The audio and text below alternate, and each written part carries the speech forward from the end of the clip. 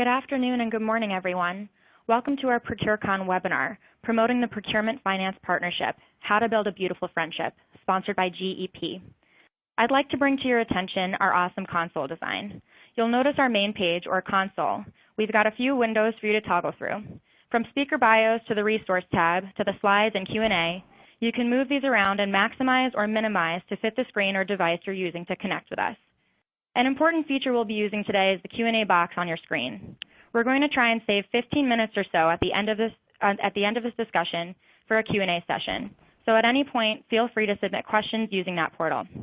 To proactively answer one of the most frequently asked questions, yes, you can get a copy of the presentation slides, and you'll be receiving them after the event. In the Resource tab, you can access the ProcureCon Direct West preliminary agenda.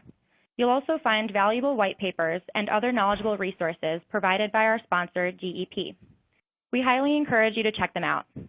Feel free to pop into the Resource tab to direct download. No forms, no fuss. Also, if you haven't registered yet for ProcureCon Indirect West in Scottsdale, Arizona on September 18th through 20th, click on the banner and you can get you and your team registered with a 25% off the Procurement Practitioner's Ticket. I'd like to introduce you to our speaker for today's webinar.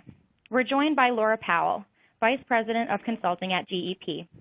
Laura Powell has over 25 years of experience working directly with clients in products, manufacturing, retail and energy, and sectors on global business strategy, procurement transformation, shared services, BPO, and a host of other initiatives, including building great relationships between procurement and finance. Every day, companies like Kellogg's, Google, Honda, Prudential, GSK, Brooks Brothers, and other global firms rely on GEP's expertise in strategic procurement initiatives. GEP Solutions features Smart by GEP, the first and only cloud-native unified source-to-pay software platform. So without further ado, let's get this webinar started. Off to you, Laura. Thank you very much, Jackie, and hello everyone and welcome. I'm so excited to be with you today. As Jackie mentioned, I am a Vice President in Consulting at GEP, and I have the great honor to be involved in all kinds of procurement transformation initiatives. That's bringing together process transformation, technology, change, and outsourcing to ultimately drive to that best practice level. And it is each client is an interesting challenge, and I want to bring forward some of those lessons learned today. As mentioned earlier, GEP is a leader in procurement. We bring software solutions, outsourcing, transformation for some of the largest Fortune 500 and Global 2000 companies across the globe.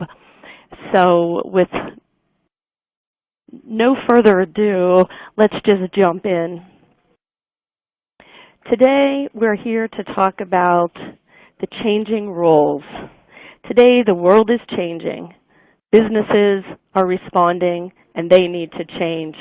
And so are the roles of the CFO and the CPO. They're under enormous pressure. More cost-competitive constraints, cost reduction, plus they need innovation and to grow the top line. All these culminate in a call out, a shout that says the CFO and the CPO must respond with the other business leaders. So today, the CFO is taking on increasing responsibility. They're overseeing all kinds of operational elements, and they become not only the custodian of the corporate purse, but they're also seated at the boardroom, and they have an extremely loud and respected seat. They also play a critical role with senior leaders. More and more, they're called to be these confidants to provide guidance, to understand the numbers and the implications. They are now taking a more strategic view, and it's evolving to become more and more refined, and they're seated with all the executives now to drive the business. At the same time, this change is calling the CPO to change. There's a changing role in the sense that today the CPOs become trusted advisors.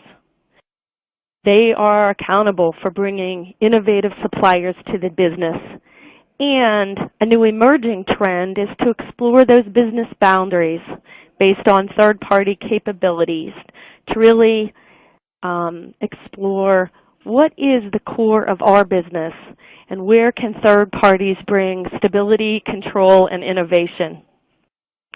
As I look across my client base, we look always at best practices and what is the ultimate goal, and CPOs are laser focused on this. They're moving from a very reactive organization to a proactive organization and then more towards a strategic view.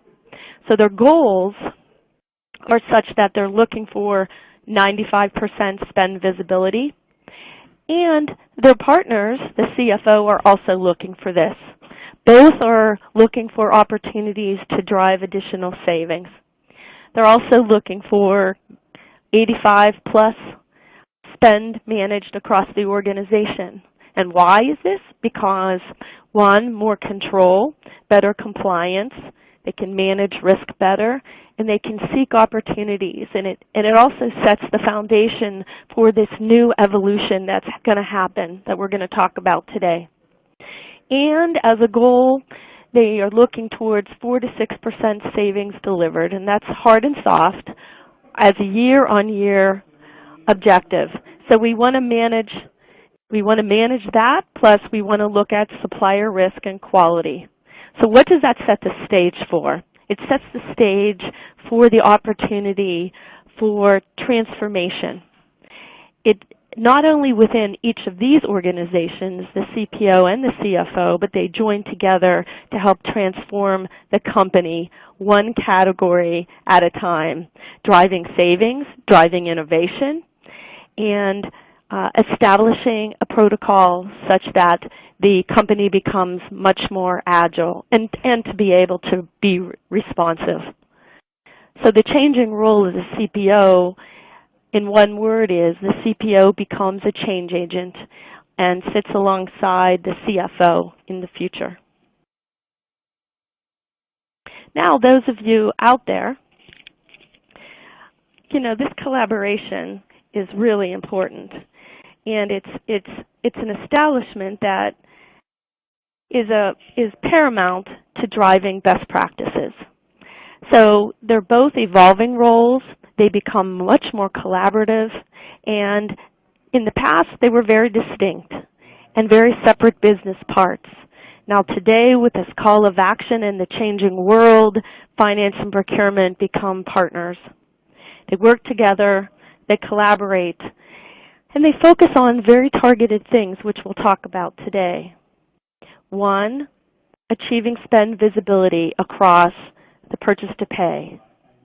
Two, managing spend more strategically.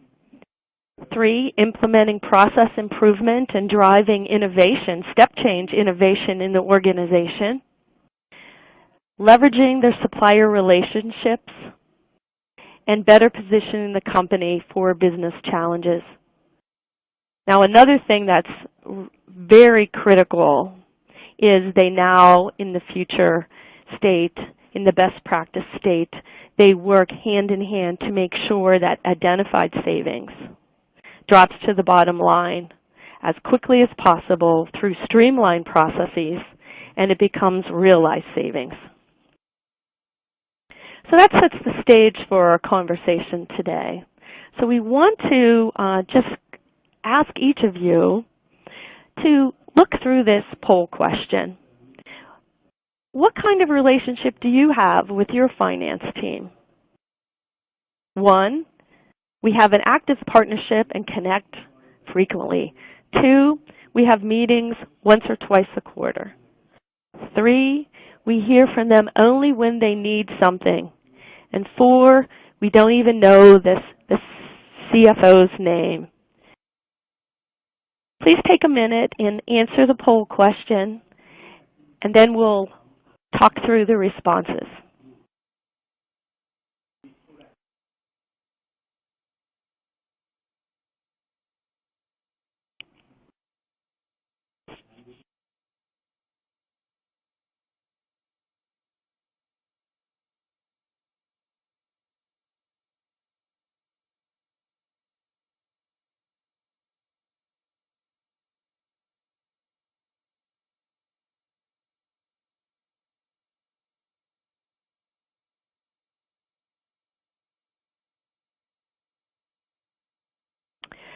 Okay.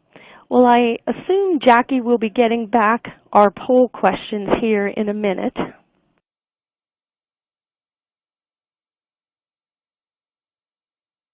All right, so we'll continue through that and we'll see what we can do on that.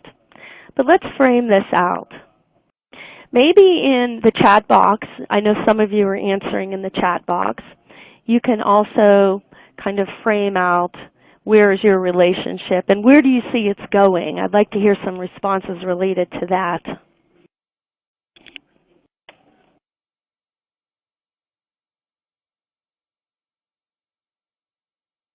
Okay, good. We're getting good things coming in.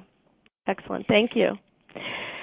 So, certainly it would be obvious to say that, whether you've answered, I don't even know the CFO's name, the CFO people are critical, the finance people are critical. Maybe you tap into them when it's needed. Maybe you meet with them once or twice a year. This active partnership is obviously where we need to go, and we need to create those intersection points where there's a common mission in mind. And I've selected 6 areas that we can continue to further our discussion. So I'm going to quickly go through this. These collaboration points are critical to the CFO and the CPO's agenda. Why? Because they will drive end results for the company, and they will ultimately bring the company to the next level in competition. So what are these? These are improved spend visibility, the interaction in the sourcing process, supplier performance, tail spend management, tighter compliance, and agility. All of these create the context to be able to help the company change their business model in each of the categories and as an overall company. So let's talk about the first one, spend visibility. Together, procurement and finance comprise the complete purchase-to-pay process. And the process, this is the process that spans the commitment of the purchase of goods and services through payment. So procurement certainly has access to the spending plan. They're out with the stakeholders, understanding the trends, et cetera. And finance keeps track of what actually is being spent. But what's really needed, right? What's really needed is what's insight from this entire process, from procure to pay. We need to understand, companies need to understand in a very granular fashion, where is the money spent, how is it spent, and with whom is it being spent? And through this whole thing, are we generating any savings? So insight is really important, especially if we have a critical mission of cost reduction. We want to be laser focused, but we want to be able to reduce it in a way that we still maintain stability within the company. And it doesn't, we obviously don't want to have a negative impact. Visibility is absolutely critical. And this visibility from a CFO's perspective is really important too, because they need financial insight. They need to understand this information to be able to do reporting and forecasting. They need to understand it because they need to talk about what spend do we have committed and what is actually being spent in the organization. They use this information to talk about how to manage cash flow and working capital and be smarter related to how the money and the finance is used. So what can we, as a procurement organization combined with finance, do to help this spend visibility happen? So I want to suggest that you need to start first with a spend hierarchy. And we need to create, we need to be able to create a hierarchy and a nomenclature that is really meaningful to the company. and it needs to be customized so that ultimately the reporting that is used can speak to the people and it's easy to understand. The spend hierarchies are typically used during spend analysis, but they're also used in a lot of the e-procurement tools and the S2P tools so that people, like within category cards, actually can associate buying directions to a hierarchy. So the hierarchy in the new world, in the future state world, becomes more and more critical. It needs to be something that, you know, speaks to the organization and is easily understood. Next is a critical element is in the spend. Obviously, the root comes from accounts payable and, you know, other various feeder systems. We need to look to see, is the spend normalized? Is it normalized? Is it enhanced? And have we eliminated duplication? And then also we need to understand and ensure that your spend tool provides parent-child relationships so that you're getting a full view. When you pull that parent-child thread, you're saying, I'm getting all the spend that's related to this particular supplier, and that you're not missing certain things. It's really important. I think the mantra around garbage in, garbage out is really important. It's critical in the spend area. You know, we use the spend to create the spend baselines. We use the spend to articulate projections of savings. It's really important to ensure that the spend and the spend baseline is such that it's credible. So we, within procurement, with our finance partners, need to ensure that the spend baselines are understood and approved. I think the other thing is that we need to continue to keep an eye on master data, and we need to consistently remove redundancies. We need to introduce strong naming conventions, and we need to have the visibility when we talk about suppliers in your solutions to keep the master data related to the RFPs separate from the master data that is used in the P2P solution.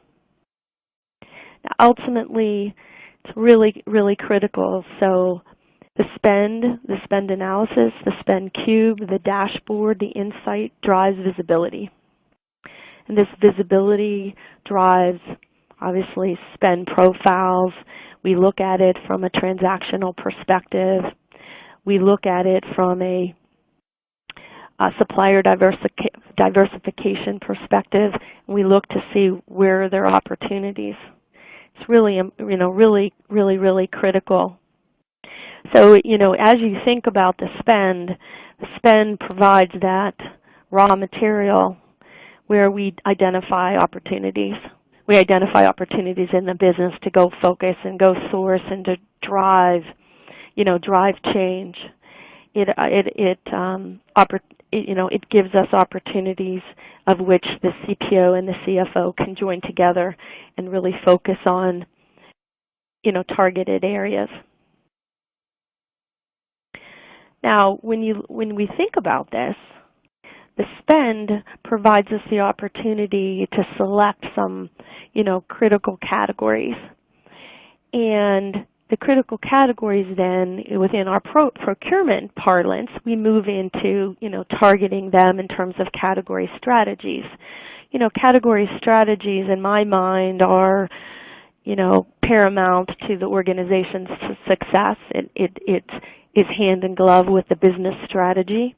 But equally, it creates the roadmap for that strategy and that category.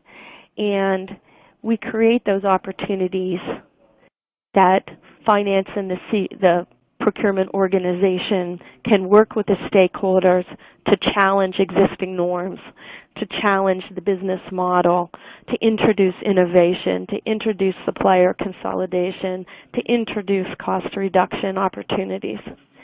It's critical that the category strategies are not just something that gets created and thrown on the shelf. It needs to be a living, breathing thing, and it is embodied by so many important elements, I want to just talk through some of these things.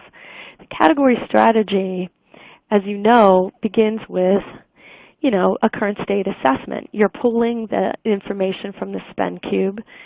You're developing the spend baseline and the trends. You're looking at the suppliers. Are there a lot of suppliers? You're understanding what's happening in the market. Are there new entrants, new suppliers? Is it proliferating or not? And then in truth, it's also defining what's the business need for this category? What's happening? Why does the business need it, etc. Now, here's where the CFO and the CPO partnership comes into play. Access. Access is critical. We need access to these stakeholders. And the CFO partnered with the CPO's organization can take an active role in this. And I think this is one of the key charges. The CFO can bring the right people to the table. You need that access. And he also might catch wind of things that are happening at the board level, etc., that can be shared. These key stakeholders are obviously critical to get access to. And then once that relationship is brokered, the CPO's organization can continue to develop and nurture those relationships. I would challenge each of you to partner with your CFOs and to target some areas that are being impacted and have the CFO broker that conversation. It's critical. And at the same time, you have access to the stakeholders now, and they're developing their business strategies, and you're thinking through with them what's the implication of this category strategy. And then the finance team are also kind of bringing things to the agenda in your strategy. They're also looking at return on investment capital, cash flow, and working capital type questions. This is all brought into the strategy. And then ultimately, combined, the business, the CFO, and the CPO's organizations, you're developing a future state. And this future state is the roadmap, right? It's understanding what is happening externally, what's happening internally, what's happening with the supply market, what's intelligence telling us. And equally, we're asking, what core competencies do we as an organization need, and where can we use third parties to supplement, enhance, and evolve us to a place that we couldn't get by ourselves? Where can they bring innovation, and where can we close these gaps? And then ultimately the end state is targeted. So, that's the beginning. That's kind of the structure. But if you'll indulge me, I want to talk about the 4 components of this strategy. And I want to do this because I want to introduce a 5th. Everybody understands in a category strategy that's a supply strategy. What am I doing with my suppliers? What's my supplier portfolio? Which one's strategic? Which one's preferred? I mean, that's the basis. And obviously we're looking at where do we need to introduce new suppliers and what projects are coming down the pike. Really important, and that will lead into your sourcing strategies. But at the same time, you're thinking through your demand strategies. Where can I, for example, do SKU rationalization? Or where can I introduce a new policy such that, for example, international flights, that you're controlling the demand, you're stopping the demand, or at least you're overtly communicating to your end user population, this is what the company expects. The other thing that's happening is you're going to have a risk strategy. Some of you might do this formally, but I would suggest maybe you do it informally, but I would suggest you do it very formally.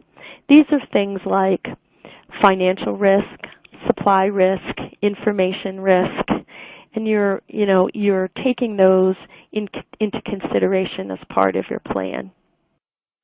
You're also looking at the 4th component, which is product and service strategies. You're looking at, what do I expect from my supply base, and is there additional products and services that a third party can bring that we couldn't do as expeditiously. Now the last strategy I want to spend time on. I want to introduce the idea that a category strategy has a content strategy in there. This, of course, for us procurement folk, this links the source to contract process to the P2P process.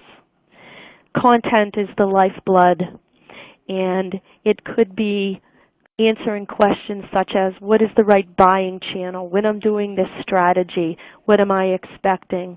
Am I going to use a catalog? Am I going to use, is it going to be punch out or is it going to be hosted? Am I going to use a third-party tool like a VMS tool? Next, it's what specific expectations do I have of the supplier to support the content strategy? Are they going to be accountable for managing the content? Are they going to be responsible for going into, say, the supplier portal and introducing their master data? These are all elements that now, once defined in the category strategy, they can be embodied in your sourcing strategy so those expectations, one, are communicated fiercely.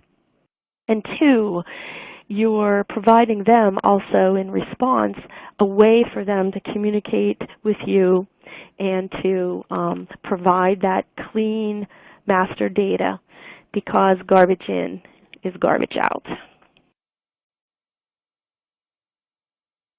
So we've set the stage. We have our category strategy, and of course we've talked about the role of the CPO's organization and the CFO's organization. But now we come into sourcing. In sourcing, we're building a pipeline, we're working with our key stakeholders, and each of the core sourcing projects really represents, what are we as a business looking for? What are we looking for this third party to provide us? We step back, I hope, and we try to think about these questions, right? We want to say, okay, if my strategic objective for the company is to be leading the market in innovation, then probably our sourcing strategy would be to look for and search for suppliers that are capable of performing that ambition, bringing on that innovation. But at the same time, if you are really focused on cost and you really are promoting cost leadership, then your strategy related to your suppliers might be focusing less on innovation and maybe more on capable quality offerings at favorable cost conditions. It's important to understand what position you want to take there, because as you begin to think through how does this impact my agenda in terms of savings, the innovation lever needs to be understood, where you're trying to go to related to your strategic objectives in your business, so that you can then begin to answer these questions. Well, I think, certainly as we do sourcing, we want to set it up so that we understand the requirements, etc. And at the same time, the CFOs can help broker those conversations with the various budget stakeholders, and it's obviously not to say that the CPO organization is out there full charge developing relationships also, because I know that you are. But and you're proactively developing your sourcing plans and your project pipeline plans. And that's critical, being organized and having a way to understand what are your projects and what they ultimately result in is critical, and there's software solutions that provide that. But I think the key is as you're trying to go and achieve your managed spend goals and your savings goals, every dollar that can be brought under management drives savings, of course, and it could be from 5 to 20%. So my message to you is we cannot be bashful. We need all the CFO and the CPO resources looking for these connections out in the business, keeping their ears out for projects or potential projects, because once undermanaged, it can result in millions and millions of dollars that can be reinvested or dropped to the bottom line. As this realized savings has a great impact in EPS and operating profit and working capital. So ultimately, creating that is important. We want to create a system that provides visibility to realized savings. And we want to be able to provide a very broad scope to achieve this savings. And through the CFO and the CPOs work together, they ultimately can do this. They have to speak the same language. And one of the areas that we typically see that we don't speak the same language initially is in savings. Savings. Some hear the word cost savings and they think price reduction. That would be a number one on the hit parade. But when CFOs hear the word cost savings, they see it as this is a reduction in expense from the previous year's income statement. Not every price reduction, as you know, is reflected on the income statement. And that's how they keep score. So key guideline best practice is to work aggressively together to understand what are the savings definitions. Some hit the bottom line, some don't. Both are valued in different ways. Acknowledge this, work together, define definitions that are embraced by the CFO's organization. Because when people ask, the CEO asks about the savings, you want to be absolutely clear and have the CFO with you at the table absolutely agreeing to the calculations, to the types, and to the projections. Critically important in this world. Now, of course, once we set the stage for the suppliers, we know that unless something's measured, nothing gets done. And we want to be able to say that this key success factor is to translate these sourcing objectives into something that's clear and measurable, communicated effectively to the supplier, and then managing expectations related to their performance. And a lot of times, of course, cost is a key element, but it needs to go way beyond cost.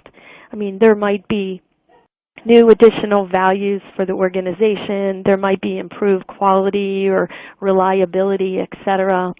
But it's critically important, even if you haven't started a robust SRM program, having a program where you define at least the 4 tiers of suppliers, strategic, core, preferred, common, and developing a program around performance measurement, meeting with the suppliers, gives you an opportunity to tap into how are we doing, and asking the second question, what innovation and best practices are you able to promote and bring to the new, to the table? These types of things are, critical to our connection and evolution as we respond to the changing world. So now we've done the sourcing, we've implemented it. The next part that we want to talk about is tail spend. You could do a whole seminar on tail spend. But I want to bring it up because ultimately it's important to understand what's your profile today. Obviously you're pushing towards that goal of 85+% of spend managed, but the tail, that's the nemesis of every procurement organization, right? So, I want to talk through some elements that you should be considering. And this is important. It's important to our relationship with the CFOs because all the stuff that's not managed causes opportunity for leakage. It causes opportunity for maverick spend, for lack of control, and inefficiencies, basically. So we want to focus on a couple core things that we both, the CFO and the CPO's organization, can champion. The first one is let's be very strong in communicating for all your categories and your subcategories. What is the defined buying channel? What am I as a buyer or as a requisitioner out in the business supposed to do? We need to be able to answer that question very easily and very quickly. And a lot of companies I know a lot of my clients, we introduce category cards. So they can look at the card, they can see very simply, what is the buying channel? I'm supposed to use this S2P tool. Here's the portal. Get onto it, log onto it quickly. I need to use this punch out. Very simple directions so that people can easily guide them. Secondly, we need to ensure that we have things under contract, and given that there's a changing world out there and that we need to have flexibility and agility, we need to ensure that the contracts embody some of these strategies that we're talking about that would flow through, like our content strategies, but equally that there's the ability for these contracts to scale in new ways. So, the ability to add volume and contract volume, and what are the ramifications of that? Again, we need to think through that as we do our contracts so that as the business model changes, potentially in your business, you're able to react and respond. Next thing as it relates to tail spend is we need to ensure, do I have a concerted effort to evaluate my data and continue to build catalogs and or content strategies that will begin to move this 35% towards the left in terms of managed spend. We also look for opportunities to consolidate suppliers and bring that to the left. Another thing that's really important is the idea of bringing strong policies to bear. People generally want to do the right thing, right? But if I don't know what I'm supposed to do, that might be the case. Let me be assured that, if you have a portal and you communicate your policies out there, that it will be, one, understood more easily, and two, that you need to have a protocol that says if remediation is warranted, what is my process to do that? I think all those are important. The other thing is contract compliance, supplier compliance, and policy compliance just in total need to be watched, and a lot of the organizations have teams focusing on this so that tail spend isn't something that's just done once a year, but maybe on a quarterly basis you springboard target analysis so that you can say, hey, am I getting supplier compliance? Where's my Maverick spend? What communications do I need? So that there's literally a closed loop related to change management on this, so that it can evolve. It's not a simple thing, but it's something that overtly we have to do. Now our CFO parts of the organization, they can help us because they can help support the policies. They can help with change management and behavior, and ultimately the goal is to get in a framework that you have more managed spend, and obviously the tail is shrinking. These strategies can continue to be refined, but within each category strategy, you need to have a component that says, hey, I'm going to look at my tail spend for this particular category, and I'm literally going to embed strategies in there to affect the change. Now the next thing is the illusion of this, the underpinnings of this. I'm just trying to turn the page. There you go. The underpinnings of this, of course, in order to affect the tail spend, is that as you think through your category strategies, you're constantly rethinking through, how do I create a closed loop process for each of my categories, my subcategories, and even at the contract level. In other words, closed loop meaning, how am I actually going to bring what I've sourced through the procure-to-pay process such that people can be compliant to contract, to policy, and to the supply base. And so creating this closed loop is important, and again, as part of your strategies, it's it's paramount to ensuring not only are we efficient, but also that the actual savings drops to the bottom line. So, looking at each of these, what's going to happen is as you literally look through the processes as part of your analysis of your category strategy, you're going to find things that need to be streamlined. You're going to look for opportunities like, can I use e-invoicing? Can I use catalogs? Can I use mobile phone network type of things? And certainly with one of my clients, we introduced invoice automation. But if you think about it, 140 man days per 10,000 invoices equates to about 7,000 man days that, give or take, can be about $500,000 invoices a year. A significant time and cost savings for the organization. So we have to be bold. We have to be bold. And so we need to introduce, not only think about the supply side of it, but we need to think about, well, what are the processes, not only our internal S2P processes, but how does each of our categories and subcategories act within this model?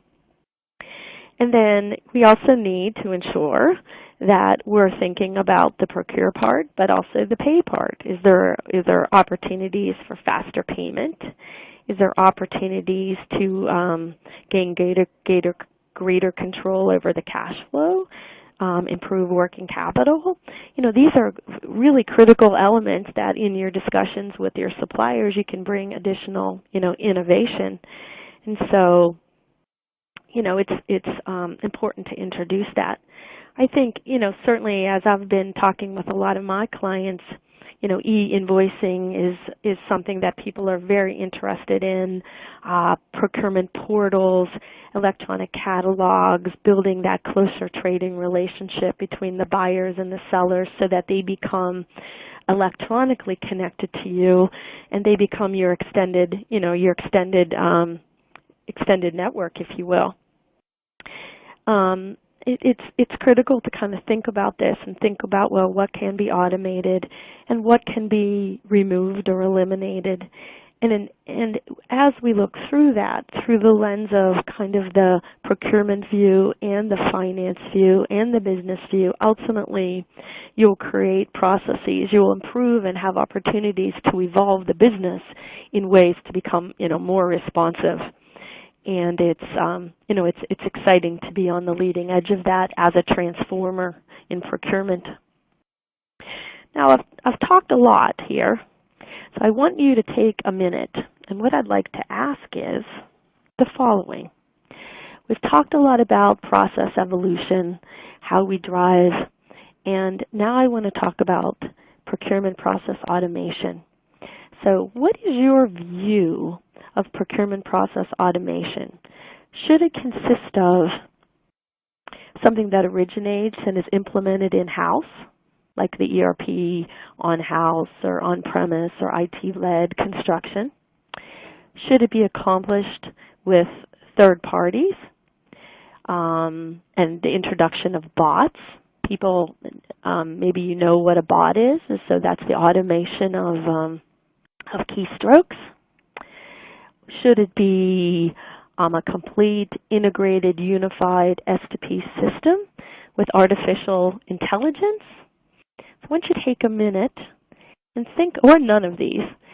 I want you to take two points here. I want to see you click on the area that you're subscribing to, which do you like? And also in the chat box, I'd like you to kind of talk or just give me a line or two around what do you have today, because this is like the underpinnings of data visibility, evolution, compliance, etc. So take a minute out there, please, and click on the area that is most relevant to your future state.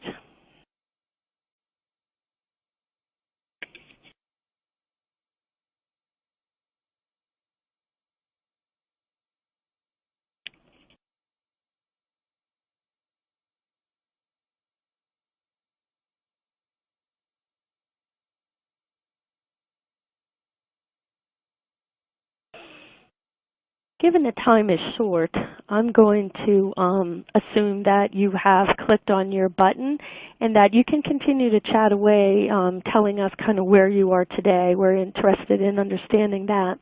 But let me move on. Oh, here we go. So some of the results are coming up now. We have originate and implement in-house 25%, off-the-shelf 25%, and 46% trending on the complete S2P tool. Okay, well, I appreciate you sharing that. I mean, certainly, in the next couple of slides, we're going to explore this question in more detail.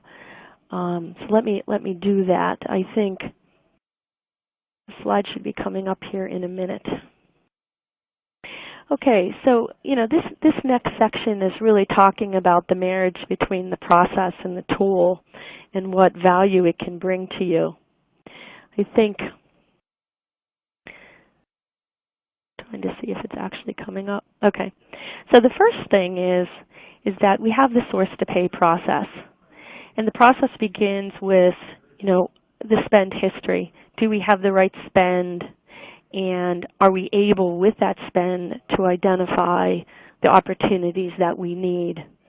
And it will work if this spend is clean and good, and it won't work if it isn't. So that's obviously a key element. Now, once we have this, we're then off to the races. We're developing plans and strategies. How are we going to identify this value? Then we have to get to business and we execute the plans. And this is the work of the sourcing, the negotiation, etc.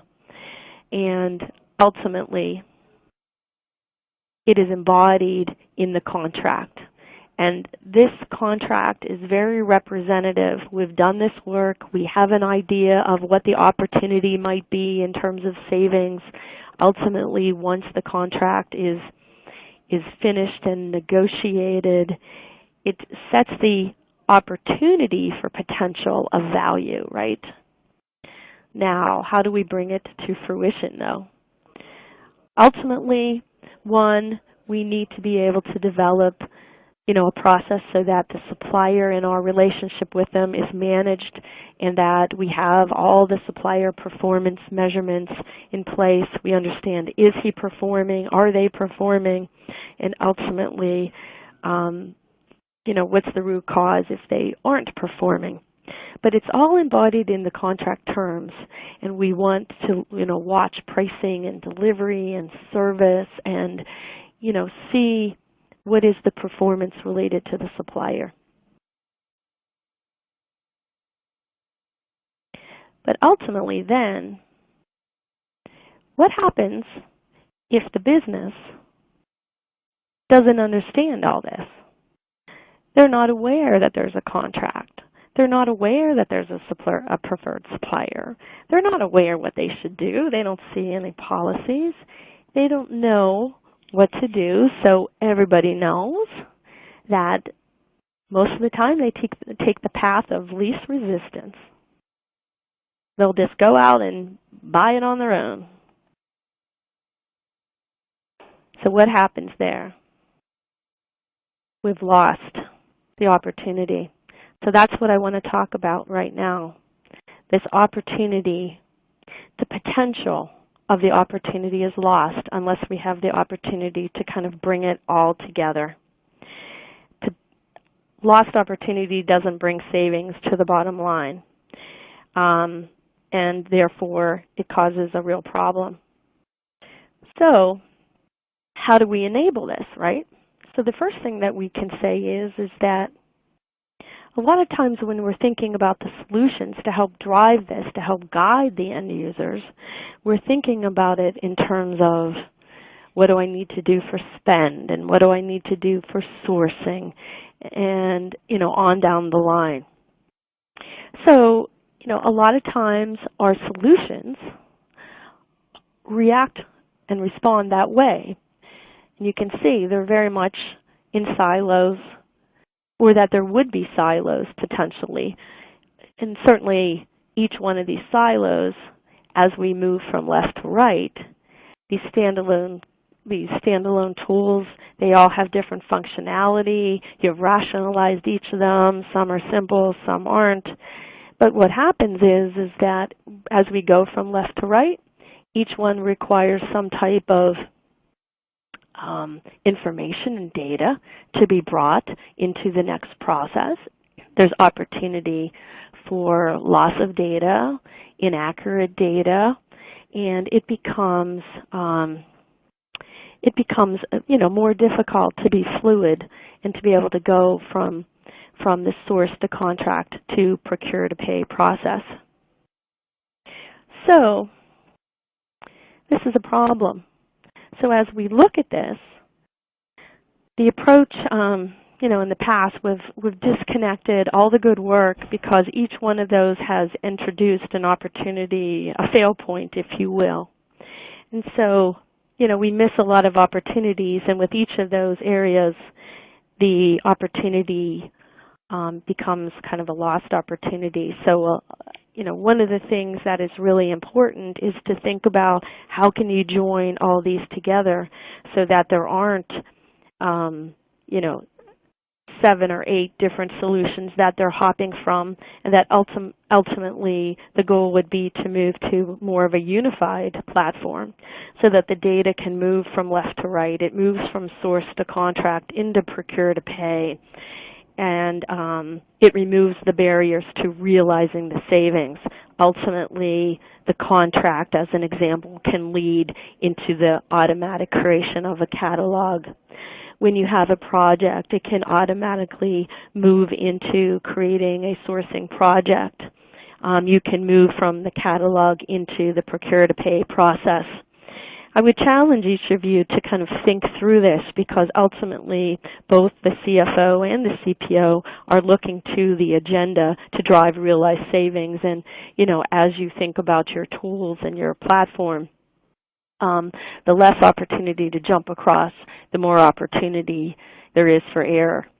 So unified platform software is critical, and absolutely giving users access through mobile applications is also really critical. Now, ultimately, and I'm winding down here because I know we want to keep a little bit of time for questions.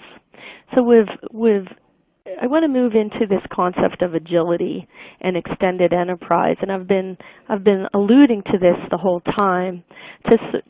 My opening comment was the world is changing and business changing, and my response to that is that we as procurement need to help our organizations become more agile and flexible. We need to help ourselves be able to adapt to change more easily, and it's always hard. So, both the CFO and the CPO have to create an agenda that says, okay, let's challenge ourselves. What's our core? What's core and what's not core? And what should be in our core model? And what do we need now and what do we need in the future? So in order to do this, one of the things as we're looking at opportunities and we're out with the stakeholders is that we need to be bold and ask, is this a strategic process? This needs to be in-house. Is there opportunity to source a third party to provide, if you will, an outsourcing opportunity or a managed service provider opportunity for this? Can the third party provide something greater than we can do internally? And another thing is that in this process, where do we need strategic advisors, as an example? Where are we getting innovation? And again, it's a different way to use the supply base, of course, but we need to be overt in asking these questions. Can something be outsourced? Can a supplier bring innovation? I mean, these are all the things that, as we go out with the key stakeholders, we should be asking for. Procurement and finance, certainly together we can lead the way. We can look for opportunities, and then we can also look for kind of a focus on talent. within these organizational elements, certainly within procurement, we would need to look at, what strategic talent do I want to keep inside? What strategic talent do I need in terms of maybe a managed service provider? Because as we look at our sourcing plans, access to talent is difficult, and retaining talent, deep talent, when you only have it on your sourcing and your category strategy definitions, every other year, every 3 years, you might want to say, well, I need to bring in extra talent to look at, and bring depth and experience there.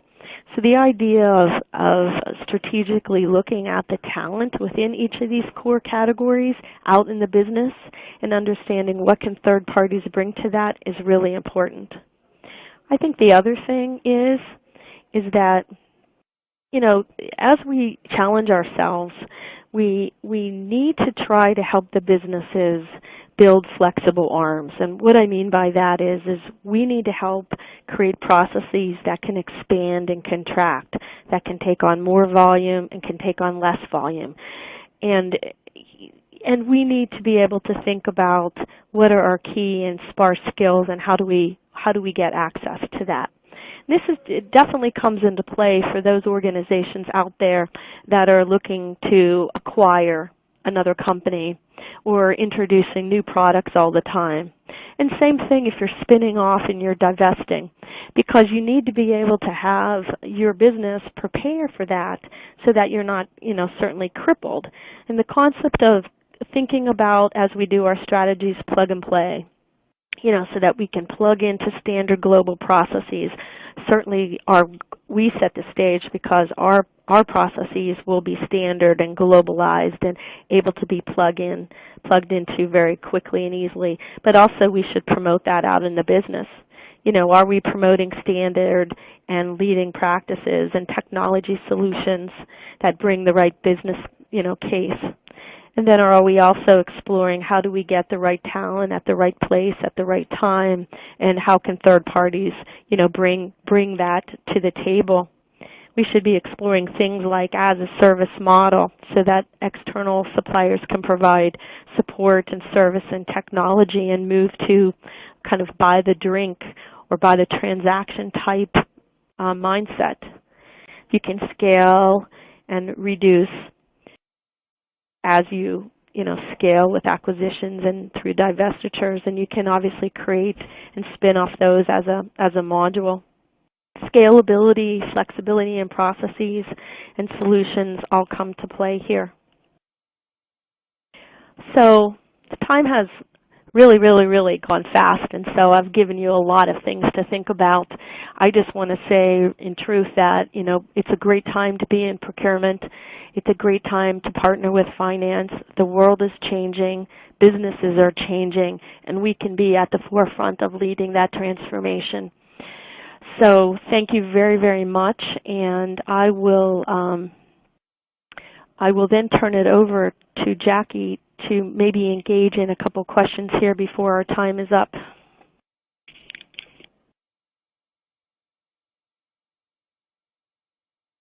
Hi, Laura. I think we actually have time for one question, and probably just one question. But okay. One came in from Sarson Joseph saying, how do you get procurement taxonomy and finance GL categories in line for spend reporting?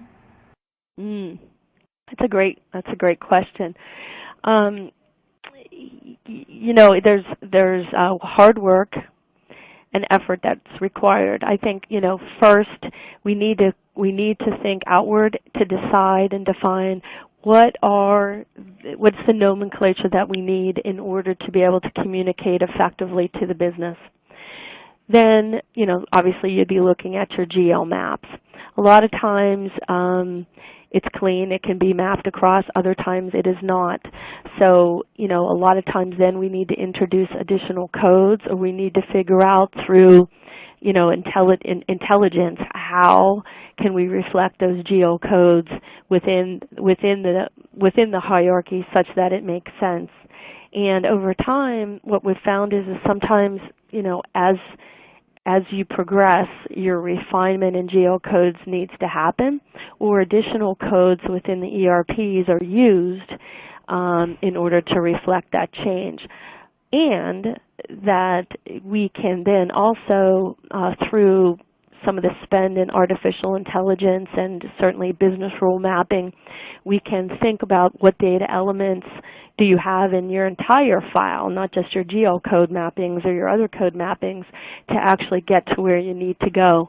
It's not a simple task in some organizations because the geocodes are typically used for mapping, but now in the more sophisticated fashions, it's beyond that. It's beyond that when we create the new future state cube, because it's just not enough, or it's not refined enough to get us there. Thank you for that, Laura. Okay. Unfortunately, that's all the time that we have for today's webinar. I want to take a moment to thank you all for attending this webinar, and a huge thank you to Laura for hosting today's discussion.